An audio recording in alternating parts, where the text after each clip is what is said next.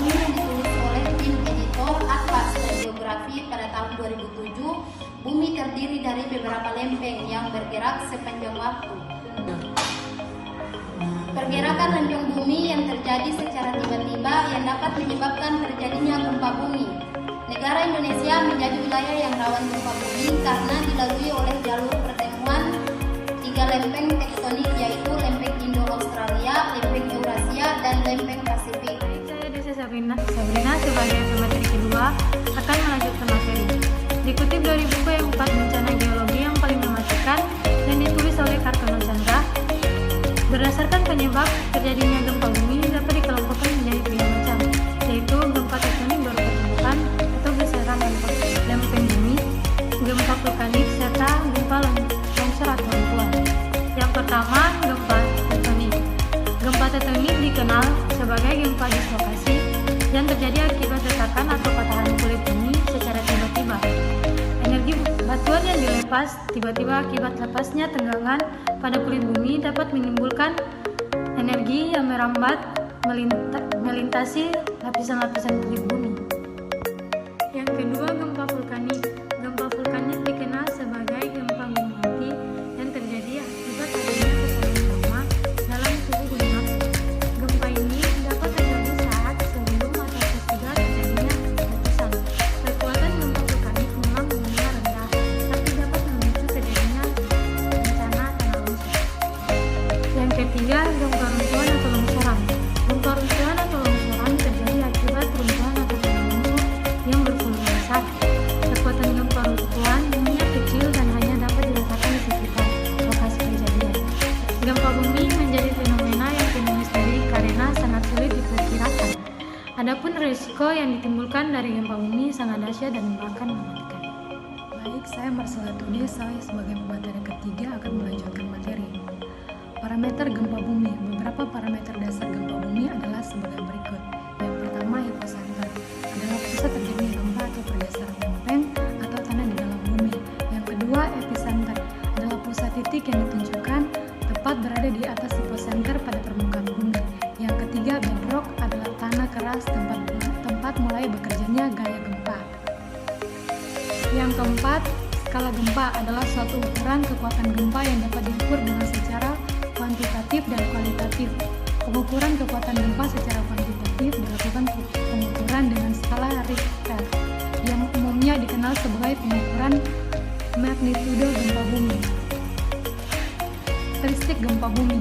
Berbagai karakteristik gempa bumi yang biasanya terjadi ketika adanya bencana gempa bumi ini menyebabkan timbulnya sifat dan kebiasaan yang terjadi. Berikut adalah karakteristik gempa bumi sebagai berikut. Yang pertama, berlangsung dalam waktu yang sangat singkat atau bisa dihitung dengan satuan detik. Yang kedua, lokasi kejadian tertentu atau random, tidak mengenal tempat kejadian dan biasanya terjadi di wilayah patahan. Dan juga ketiga, akibatnya gempa bumi yang berlangsung akan menimbulkan bencana alam. Perkenalkan, nama saya Putri Andini Latif. Di sini saya akan melanjutkan materi. Kelima, gempa bumi berpotensi berulang kali atau bisa disebut dengan skala ulang dalam gempa bumi yang menunjukkan rentan waktu antara satu gempa dengan gempa berikutnya yang memiliki skala yang sama. Yang kelima, bencana gempa bumi sampai sekarang belum bisa diprediksi kapan dan di mana akan terjadi gempa bumi. 6. Bencana gempa bumi tidak dapat dicegah, namun bencana ditimbulkan akibat gempa bumi dapat dikurangi. D. Penyebab terjadinya gempa. Kebanyakan gempa disebabkan oleh pelepasan energi yang bergerak. Semakin lama tekanan itu kian membesar dan akhirnya mencapai pada keadaan di mana tekanan tersebut tidak dapat ditahan lagi oleh pinggiran lempeng. Pada saat itu gempa bumi akan terjadi. Gempa bumi biasa terjadi di batasan lempeng-lempeng tersebut. Gempa bumi fokus dalam kemungkinan besar terjadi karena materi lapisan litosfer yang terjepit ke dalam mengalami transisi fase pada kedalaman lebih dari 600 km. Baik, saya Muhammad Fadil Melaku akan melanjutkan ke materi yang ke-6.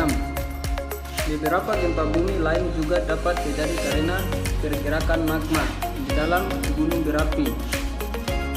Gempa bumi seperti itu dapat menjadi gejala akan terjadinya letusan gunung Merapi. Beberapa gempa bumi jarang namun juga terjadi karena menumpuknya massa air yang sangat besar di balik dam, seperti dam Karibia di Zambia, Afrika. Kerugian akibat terjadinya gempa. Pada umumnya, kerusakan akibat gempa adalah sebagai berikut. 1. Hilangnya nyawa seseorang dan kecatatan. 2. Kerusakan alam dan bangunan struktur yang terdampak gempa bumi. Dan yang ketiga, kerugian secara finansial yang biasanya tidak sedikit. Dari beberapa kerugian akibat gempa bumi, perlu adanya indikasi dan konklusi agar meminimalisir banyaknya korban dari bencana gempa bumi. Adanya perencanaan struktur adalah untuk mengurangi dampak dari keruntuhan struktur dan dampak dari gempa bumi yang besar seperti kerusakan struktur, kebakaran struktur, dan kehilangan konstruksi. Sekian dari materi kami akhiri dengan wassalam.